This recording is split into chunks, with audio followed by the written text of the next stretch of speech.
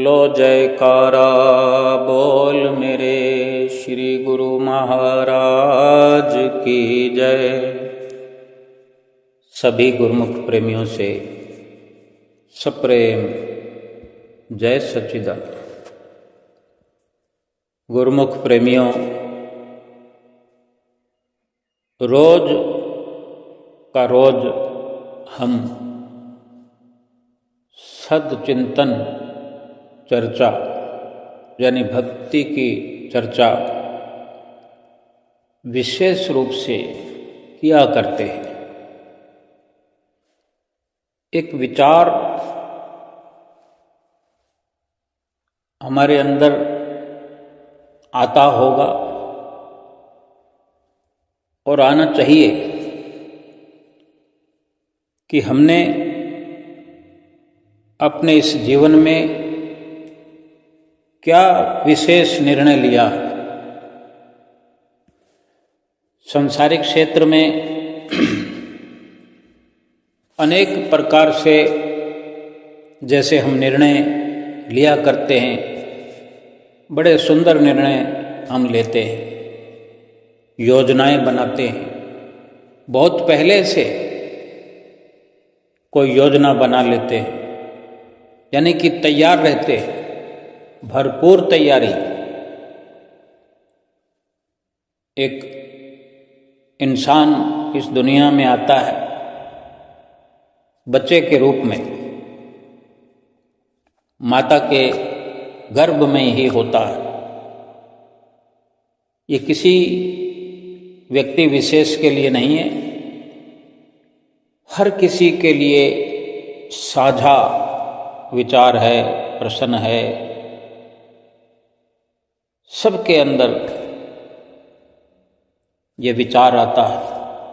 इंसानों में नहीं, 84 लाख योनियों में भी ये विचार जो माता के गर्भ में माता पिता को बच्चे के लिए आता है, चाहे वो इंसान हो 84 लाख योनियों में, चाहे चिड़िया हो, गाय हो, बकरी हो, या कुत्ते की योनि में रहने वाले या और अनेक प्रकार के जीव जंतु हैं जिनको बहुत नज़दीक से हम जानते भी होंगे। कुत्तों की श्रेणी में हमने अनुभव किया होगा कि हमारे घर के आसपास अगर मादा कुतिया गर्भवती होने पर अपने बच्चों को जन्म देने से बहुत पहले जगह तलाश करती है, बहुत जद्दोजहद, बहुत संघर्ष, क्योंकि कभी गर्मी का मौसम है, सर्दी का मौसम है, बरसात का मौसम है, कितनी जटिलताओं का सामना उसे करना पड़ता है और इतनी व्यवस्था वो अपने बच्चों के लिए एक योजनाबद्ध तरीके से करती है कि वो सुरक्षित उन बच्चों को इस दुनिया में लाए। तो फिर अपने लिए भी विचार उसका रहता ही होगा। ऐसे ही अनेक योनियां और फिर उनसे सबसे बढ़कर उच्चतम श्रेष्ठतम योनि जो ये मनुष्य की है, जिन माता पिता के घर में बच्चा जन्म लेने वाला होता है, वहाँ भी यही स्थिति होती है कि योजनाएं बहुत पहले से बनती है। ये लाएंगे, ऐसा करेंगे, हर पहलू पर विचार करते हैं। और जन्म होने पर घर में बच्ची का जन्म हुआ है, बच्चे का जन्म हुआ है, फिर उस प्रकार की योजनाएं बनने लगती है। हर स्थिति में हर प्रकार की कोई न कोई योजना इंसान बनाता रहता है। एक बच्ची के लिए कब जाने 20 साल की उम्र के बाद शादी का अवसर आता है और कितना पहले, वर्षों पहले, अल्प आयु में ही उसकी शादी की तैयारियां होने लगती है। एक छोटा अकाउंट खुला दिया जाता है बैंक में उसके नाम का, कि वक्त आने पर कोई दुविधा, कोई परेशानी खड़ी ना हो, कम से कम आर्थिक रूप से कोई विकल्प उन्हें तलाशने की जरूरत ना पड़े, वो स्वयं अपना समाधान करने के प्रयास में लग जाते हैं, प्रयासरत रहते हैं। और इसके बीच में और भी एक से बढ़कर एक योजनाएं बनाते रहते हैं, उसके पढ़ने की, उसके लालन पालन की, यानी उसको तरक्की याफ्ता बनाने के लिए, जीवन में तरक्की दिलाने के लिए। ऐसे और अनेक पहलू है। बेटे के लिए अपना एक योजनाबद्ध तरीका अपनाते हैं, बेटी के लिए एक अपना अलग दिशा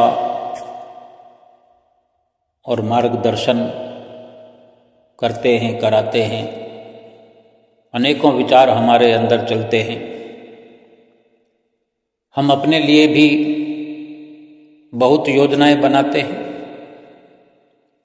लेकिन हमारी योजनाएं जितनी भी बनती हैं वो धुंधली धुंधली सी, फीकी फीकी सी सदा बनी रहती है। कोई भी विचार करे,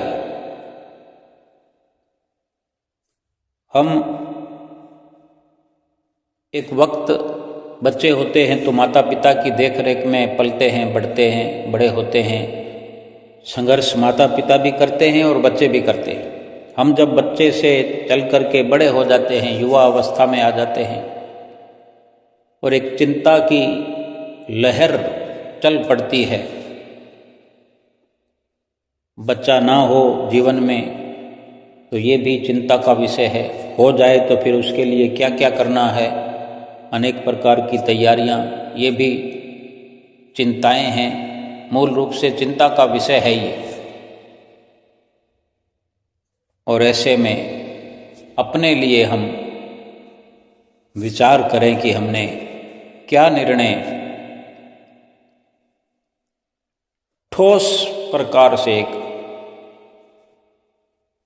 गहराई से विचार करें कि हमने अपने लिए क्या निर्णय लिया जीवन में। कभी भी बचपन में तो माता पिता ने सोचा, जो उन्होंने अपनी देख रेख में अपनी मर्जी से चाहा, बहुत कुछ किया, लेकिन जब से हम समझदार हुए, निर्णय करने के लायक हुए, अनेकों निर्णय हमने कर डाले, अनेकों योजनाएं बना डाली, अनेकों प्रयास हम करते रहे। अपने लिए हमने क्या योजना बनाई, क्या निर्णय लिया कि जीवन हमारा किस दिशा में चल रहा है। अब तक हम सांसारिक विचारधारा में लगे हुए थे, सांसारिक चर्चा में लगे हुए थे, शारीरिक व्यवस्थाओं में लगे थे, लेकिन हमारा रोज का चर्चा का उद्देश्य भक्ति के दायरे में हुआ करता है। भक्ति और परमार्थ के लिए आत्मा को पालने पोषने के लिए, आत्मा को एक दिशा देने के लिए, आत्मा की दशा का अवलोकन करते हुए अपनी आत्मा की दशा का सुधार करने के लिए, आत्मा का कल्याण करने के लिए क्या निर्णय हमने लिया। गुरुमुख प्रेमियों, कहीं भी हम जाते हैं, सफ़र करते हैं, अपने उसी शहर में जहाँ हम रहते हैं, शहर का शहर में ही जाते हैं, अगली पिछली गली में जाते हैं। पहले चलने का निर्णय लेते हैं कि हमें कहाँ जाना है, चलने का कहाँ पर जाना है, ये सोचे विचारे बिना, ये निर्णय किए बिना, निर्णय लिए बिना तो हम एक कदम भी नहीं चल सकते। ये जो निर्णय है, ये निर्णय हमारे होश को बढ़ाता है, हमारे व्यक्तित्व को मजबूत करता है, वजनदार बनाता है, वजन देता है, ताकत बख्शता है। निर्णय लेने से दायित्व बनता है और हम स्वयं निर्णायक की भूमिका में आ जाते हैं। महापुरुषों के वचन है कि निर्णय और चुनाव होने से हमारे अंदर संकल्प पैदा होते हैं। जब संकल्प पैदा हो जाएं तो चेतना जाग जाती है, फिर हमें सोई हुई आत्मा कोई नहीं कहेगा।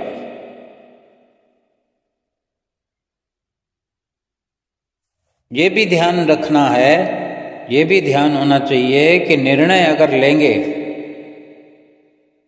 तो एक प्रकार से हमारे भीतर छाई हुई बेहोशी, मूर्छा टूटने लगेगी, टूट जाएगी, बेहोशी टूट जाएगी, होश में आ जाएंगे। क्योंकि निर्णय और बेहोशी एक साथ कभी नहीं रह सकते। क्योंकि जब निर्णय लिया जाता है तो ये अपने आप में निश्चित हो जाता है कि हम कुछ करने वाले हैं, कहीं चलने वाले हैं, कहीं पहुंचने वाले हैं, और ऐसे में बेहोशी में रहने का तो सवाल ही नहीं होता। और जब तक बेहोशी में कोई होता है तो कोई निर्णय लेने का सवाल ही नहीं होता। ये दोनों एक साथ नहीं रह सकते। जब निर्णय किसी भी प्रकार का लिया जाए तो बेहोशी टूटेगी, होश जागृत हो जाएगा, चेतना जाग जाएगी।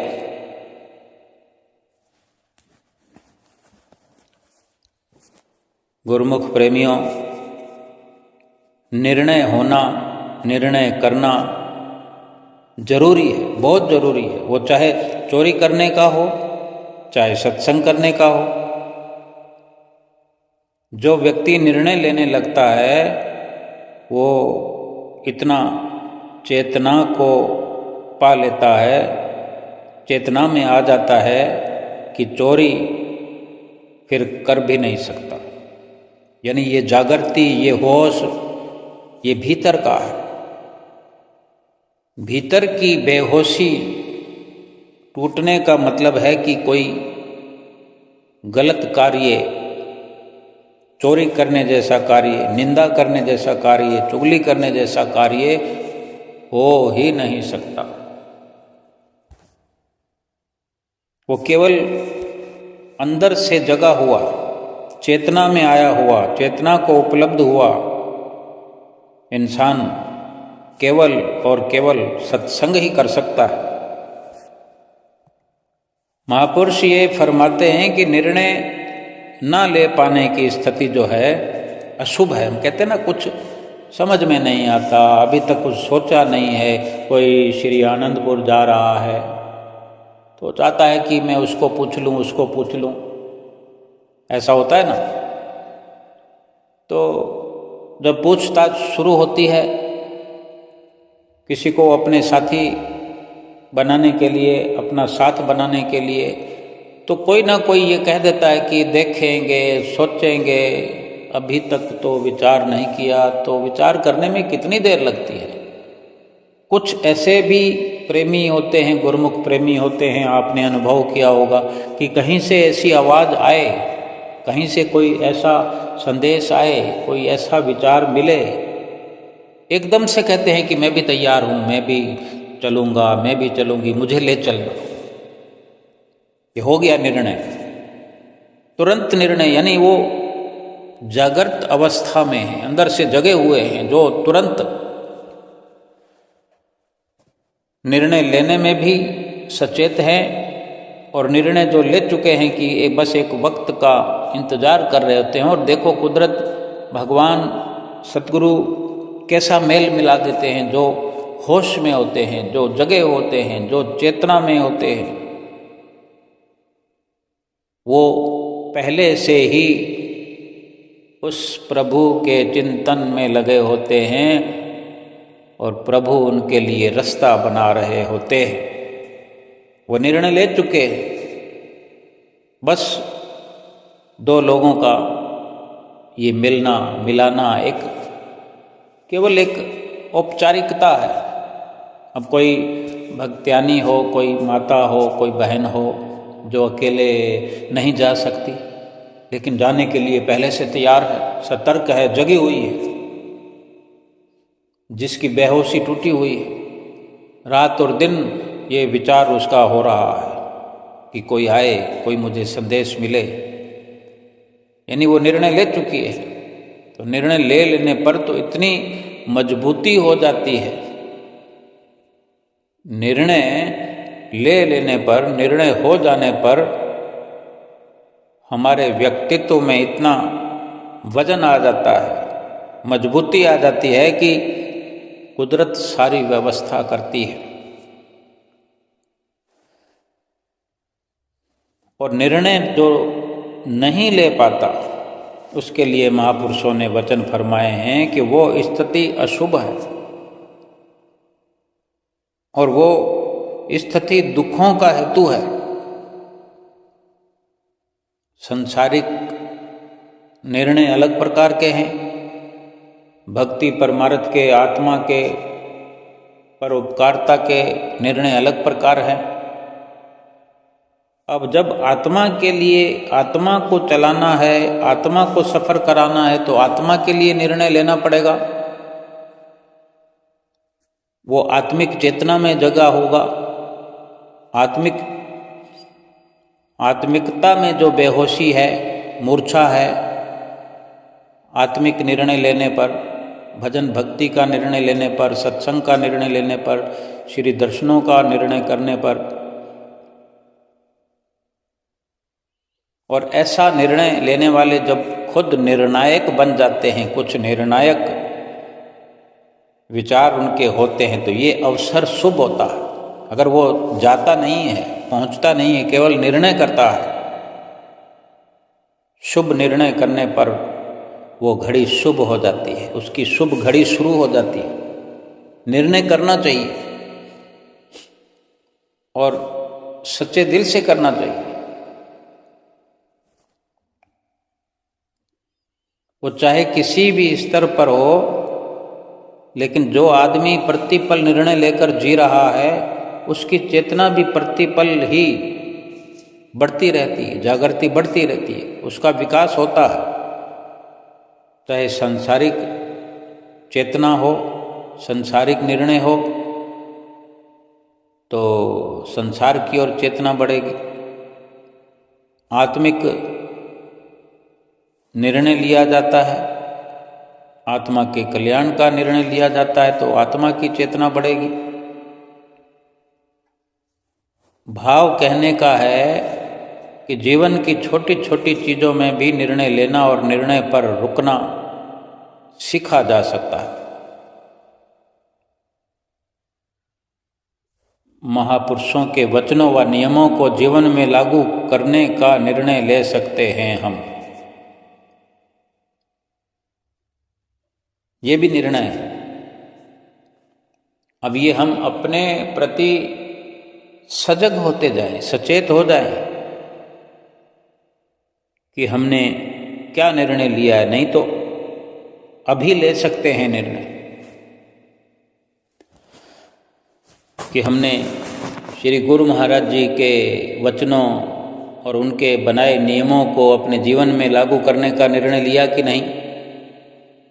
ये मान लीजिए कि हमने श्री सतगुरुदेव की आज्ञानुसार भक्ति के नियमों का पालन अवश्य करना।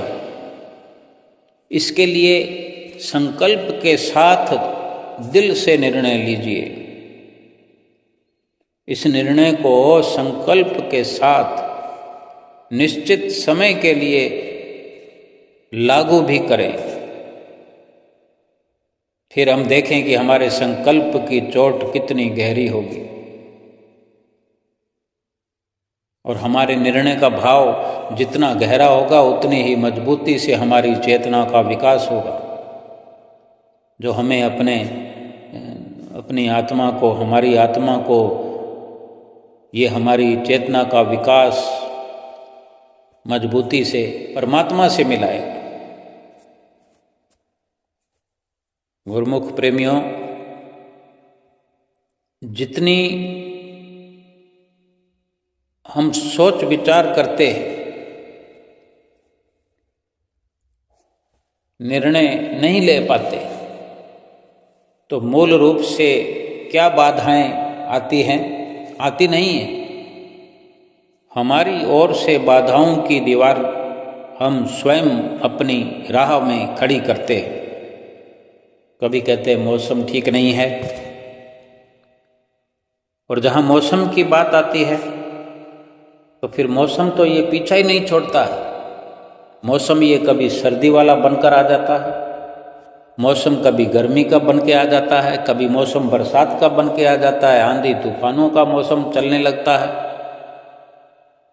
कितने मौसम हैं हमारे जीवन में, सर्दी है, गर्मी है, बरसात है, और बदलता हुआ मौसम तो होता ही है। सर्दी के बाद बदलता हुआ मौसम गर्मी आ जाती है, फिर गर्मियों के बाद फिर बदलता हुआ मौसम सर्दी आ जाती है, बरसातों का मौसम आ जाता है।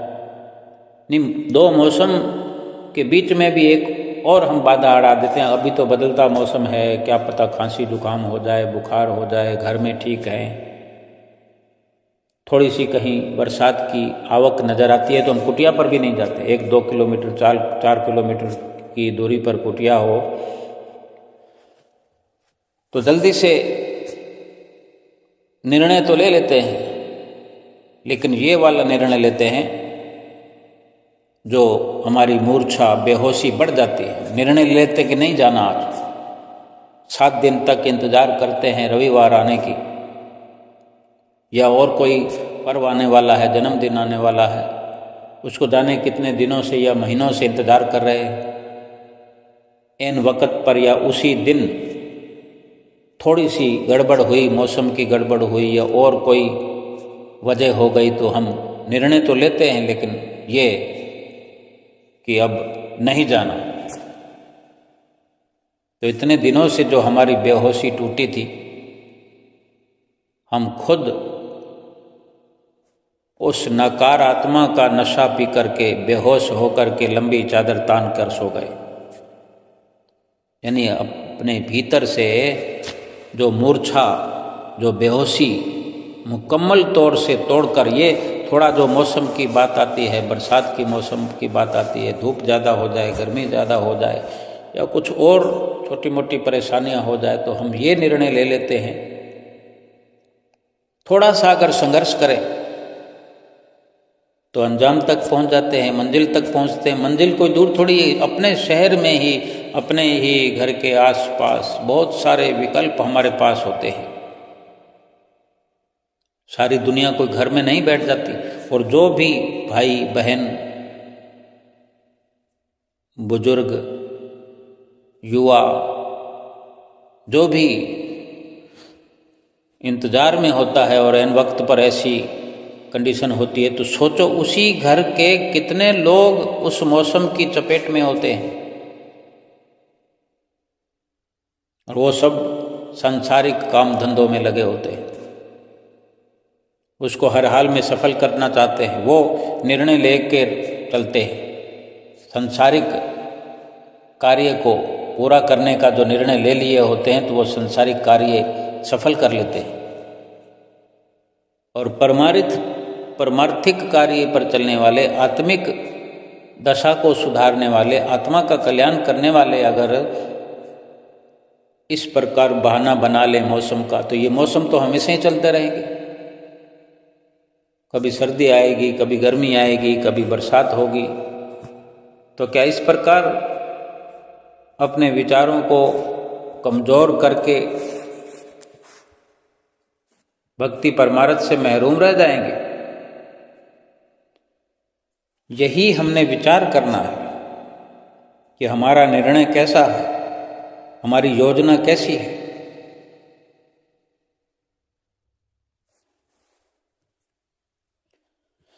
एक दृष्टांत है कि वर्षों पहले की ये कथा है, घटना भी समझ सकते हैं, दुर्घटना तो नहीं है, कथा ही है। हिमालय की घाटियों में एक सुरमय नगर बसा हुआ था जिसका नाम राजसमंद। सुदूर हिमालय की घाटियों में राजसमंद में एक बड़े सेठ जी, उन सेठ जी का, सेठ नंदाराम जी का परिवार रहता था। नंदाराम जी अपने परिवार के साथ निवास करते थे। उस सेठ का एक पुत्र था, रघुवीर। वो पुत्र जो है बड़ा संस्कारवान था, इसलिए उसने निश्चय किया कि वो एक समझदार व्यक्तित्व वाली लड़की को ही अपनी पुत्र वधू बनाएगा। सेठ जी ने ये विचार किया, निर्णय किया कि कोई संस्कारों वाली लड़की को अपने संस्कार वाले लड़के के साथ शादी कराएगा। और इसी ख्याल से सेठ जी जब किसी लड़की को देखने जाते, जहाँ से संदेश मिलता, समाचार मिलता, भी अमुक जगह पर फलां व्यक्ति के घर में कोई लड़की है शादी करने के योग्य, आप बात कर लीजिए। जैसे ही संदेश मिलता तो सेठ जी चले जाते। जब भी लड़की को देखने जाते तो वो सेठ जी वहाँ प्रश्न करते, सवाल करते, प्रश्न करते उस लड़की से। प्रश्न ये करते कि भाई तुम्हें सर्दी, गर्मी और बरसात में कौन सा मौसम सबसे अच्छा लगता है। तो एक बार एक लड़की को देखने गए तो सेठ जी ने पूछा लड़की से यही सवाल। तो उस लड़की ने जवाब दिया कि गर्मी का जो मौसम है वो सबसे अच्छा होता है। हिमालय की सुरमय पहाड़ियों पर घूमने का बड़ा आनंद मिलता है, वहाँ टहलने में, वॉक करने में बड़ा सुख मिलता है। फिर कभी दूसरी लड़की को देखने का वक्त आया तो वहाँ जाकर भी यही कहा। सेठ जी ने पूछा कि भाई तुम्हें कौन सा मौसम अच्छा लगता है, सर्दी का, गर्मी का या बरसात का। तो उसने कहा कि ठंड का मौसम जो है सबसे अच्छा होता है। इस मौसम में जब वो ऐसा बताते तो वो पूछ भी लेते भाई ये मौसम तुम्हें क्यों अच्छा लगता है, तब वो आगे का तर्क बताते। सर्दी का मौसम क्यों अच्छा लगता है तो बताते इस मौसम में तरह तरह के पकवान बनाए जाते हैं, खाए भी जाते हैं और सब आसानी से सर्दी के मौसम में खाना वगैरह पच जाता है, कोई दिक्कत नहीं होती। और सर्दी के मौसम में घूमना हो तो गर्म कपड़े पहनकर घूम सकते हैं, बड़ा आनंद आता है। गर्मी में मज़ा नहीं आता। तो सेठ जी को फिर तीसरी लड़की देखने का अवसर मिला तो वो लड़की पूछने पर कहती है कि मुझे तो बरसात का मौसम बहुत पसंद है। इस मौसम में क्या है, पृथ्वी पर, जमीन पर चारों ओर हरियाली होती है, बारिश में नहाने का अपना अलग मज़ा है, पहाड़ों पर झरनों का अपना मज़ा है। अब सेठ जी ने 3 लड़कियों से मिलकर पूछा, 3 मौसम का जिक्र किया तो 3 लड़कियों ने तीनों मौसम को अपनी अपनी एक पसंद बताया। एक लड़की ने बताया कि गर्मी में परेशानी है, एक ने बताया ठंड में परेशानी है, एक ने बताया बरसात में परेशानी है।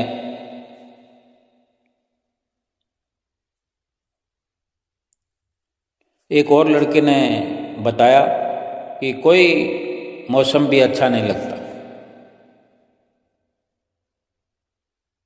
गर्मी से गर्मी में सेठ जी को एक और लड़की ने ये बताया कि कोई भी मौसम अच्छा नहीं लगता। गर्मी में गर्मी से परेशान, ठंड में ठंड से परेशान, बारिश में भीग जाओ, कीचड़ गंदगी से भर जाओ तो परेशान। ऐसा करके कोई मौसम ठीक नहीं, सब मौसम खराब है। ये चौथी लड़की थी। अब सेठ जी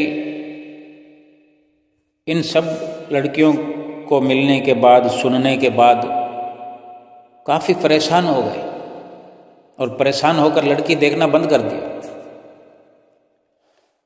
कुछ समय तक कोई निर्णय नहीं ले सके।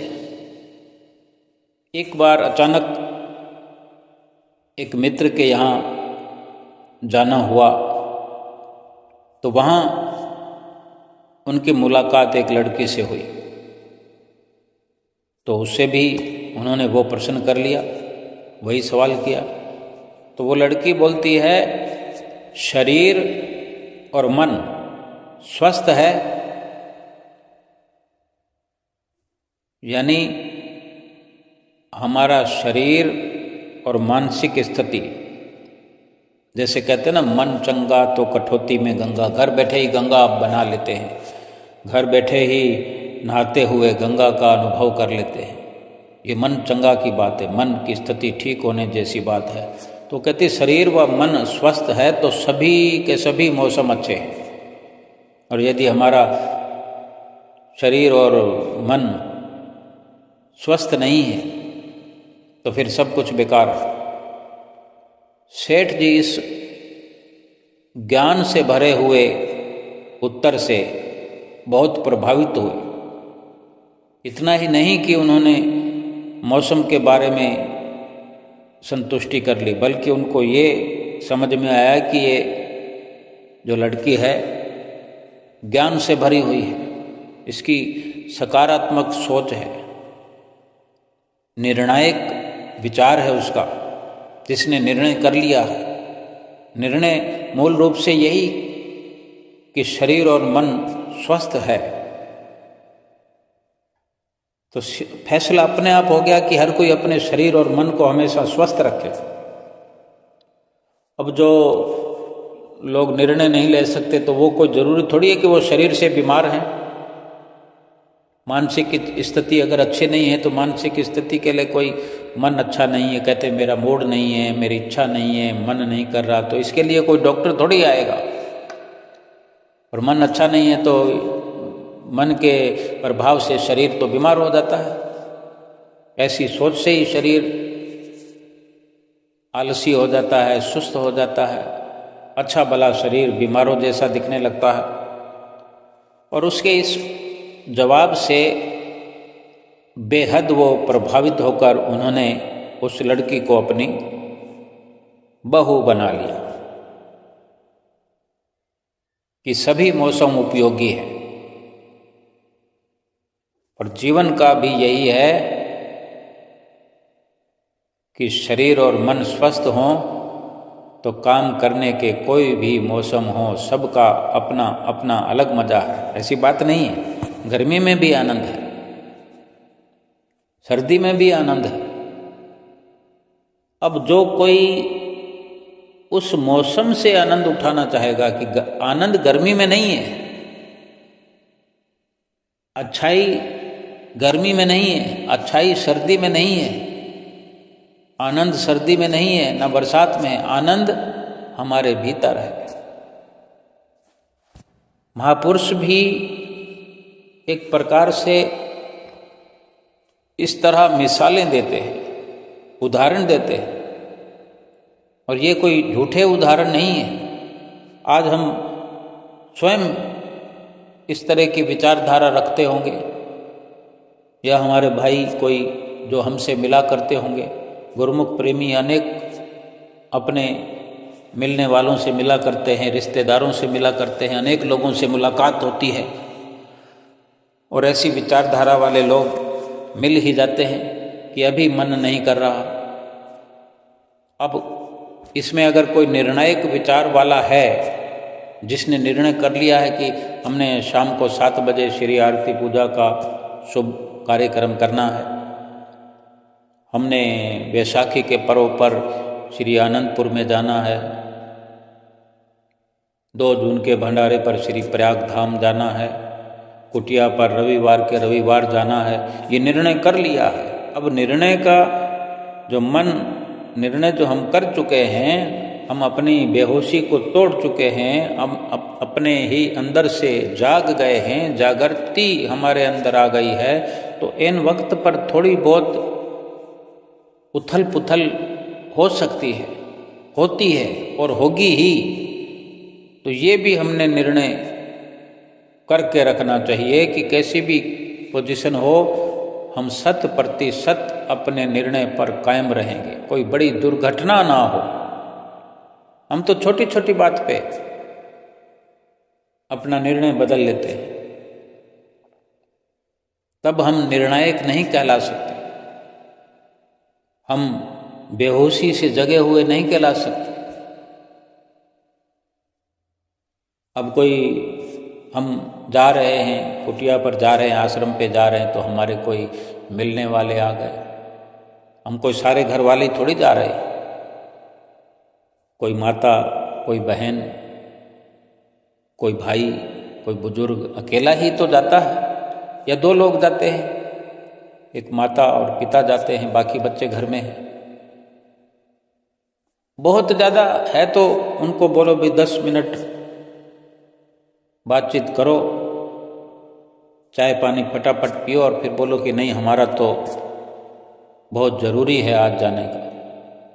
थोड़ा और ज़्यादा ज़रूरी समझा दो कि नहीं बहुत ज़रूरी है, कोई ख़ास बात है, हमारा जाना बहुत ज़रूरी है।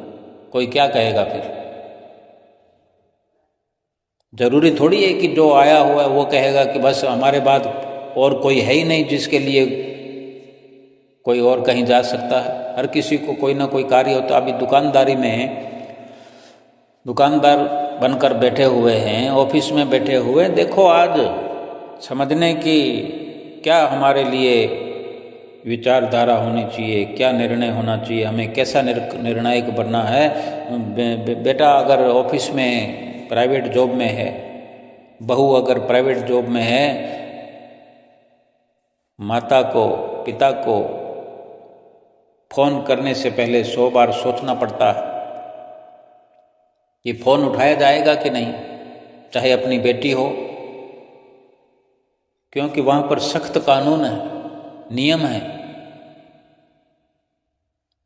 कि मोबाइल को अवेलेबल नहीं रखा जा सकता, जमा कर लिया जाता है और पूरा टाइम वर्क करते हुए उनको आना पड़ता है, काम करके आना पड़ता है। केवल एक भजन कीर्तन के लिए, भक्ति के लिए, सत्संग के लिए ही हम अपना निर्णय बदल दें, हम अपने विचारों पर कायम ना रहें और फटाक से भक्ति वाला रास्ता छोड़ करके माया के साथ में हम लग जाएं। सारा दिन हम बैठे हुए थे, घर में ही थे, पूरे 7 दिन हम अपने घर में ही थे, केवल एक रविवार को ही इस नियम को निभाया करते हैं। और कोई आ जाए और हम पूरा समय जो निर्णय किया हुआ है,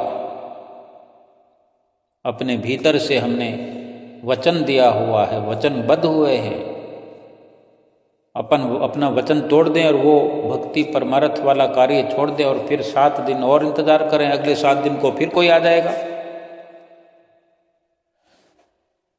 ऐसी पहचान बनाएं, ऐसी छाप लगाएं कि अगर 10 मिनट का समय उन्हें दे दिया गया और फिर हम चल पड़े कि आप बैठो, बातचीत करो, हम थोड़ी देर में आते हैं। और ऐसा भी नहीं है कोई बाहर से मेहमान आए हों जो हमें नहीं जाना चाहिए। बाहर से मेहमान आए हों तो भी क्या, वो तो घर में ही रहने वाले हैं, हम अपना नित्य नियम कैसे छोड़ दें? थोड़ी देर में वापस आ ही जाना है, खुशी खुशी फिर संसार के कार्य व्यवहार करो, गपशप करो, बातचीत करो। हमारा नियम निभ गया, सतगुरु के चरणों में हाजिरी लग गई, हमारी आत्मा खुशहाल हो गई, आत्मा को खुराक मिल गई। फिर शरीर के लिए 24 घंटे सब कुछ अवेलेबल है। केवल हमने समझना है कि ये भक्ति परमार्थ ही हर संसारिक काम से कमज़ोर नहीं है, हल्का नहीं है, जो इसको हम एक पलक झपकने की देर में छोड़ देते हैं, निर्णय बदल देते हैं हमारा, और फिर हम कहते हैं कि हम भगत हैं, प्रेमी हैं, सेवक हैं। किसके? संसार के, माया के, शरीर के, परिवार के। इसका फिर अंजाम क्या होगा? संसारी बनकर रह जाएंगे। और हम तो गुरुमुख कहलाना चाहते हैं, गुरुमुख बनना चाहते हैं, भक्ति हासिल करना चाहते हैं। फिर कैसे मुमकिन होगा? इसके बाद में ये तो केवल एक आने जाने की, चलने की है, लेकिन जो नियम निभाने का हमने निर्णय लेना है, जो हमने अपने विचारों को पक्का करना है कि सतगुरु के जो वचन हैं उनको हमने मानने के लिए एक प्रकार से संकल्प अपने अंदर पैदा करें, संकल्प ले लें। यानी इस प्रकार अपनी चेतना जो है मजबूत हो जाएगी।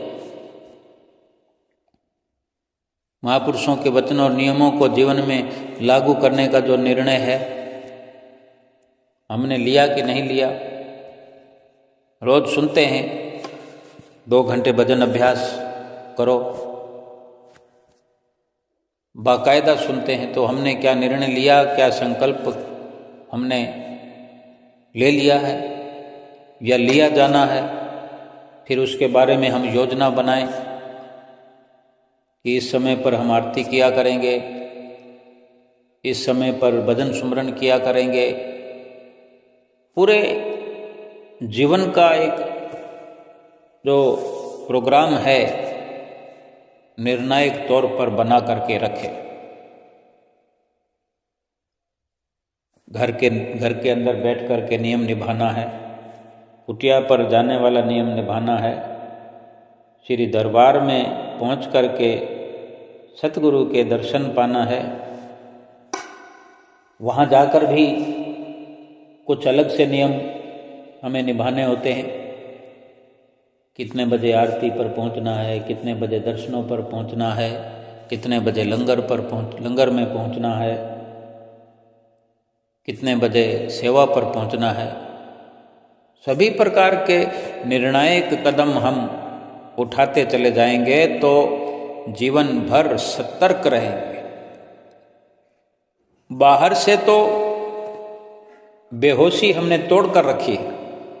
बाहरी जगत के लिए, बाहरी संसार के लिए, शरीर के लिए हम जगे हुए हैं। आधी रात को भी जगे हुए हैं, दोपहर को भी जगे हैं। नींद आ जाए, कोई आकर उठा दे। दुकानदारी में हम बैठे हुए हैं, दुकानदारी छोड़ करके हम किसी मिलने वाले रिश्तेदार के साथ भी नहीं चल पड़ते। कह देते नहीं, अभी तो ग्राहकी का टाइम है, अभी तो दुकानदारी का टाइम है, अभी तो बोनी का टाइम है। फिर भजन भक्ति को क्यों छोड़ देते हैं? किसी के आने पर, किसी के मिलने पर क्यों नहीं कह देते कि नहीं अभी तो सुमरन का समय है? हाँ, कहीं मदद की बात आती है, इसमें भी कहीं परोपकार की बात आती है। किसी को कोई दुख है, सुख है, तो सुमरन भी अगर हम छोड़ देते हैं तो एक वक्त की बात है। तो ये उपकार के बदले उपकार का कार्य है। लेकिन छोटी छोटी बातों में अपना ये भक्ति और परमार्थ का निर्णय तोड़ देना,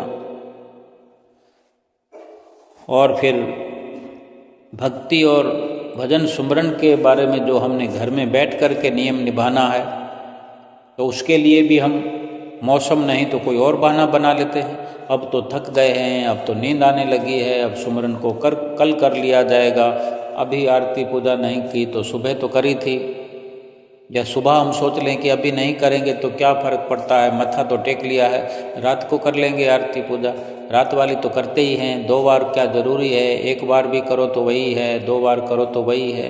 ये इस प्रकार से अपने भीतर से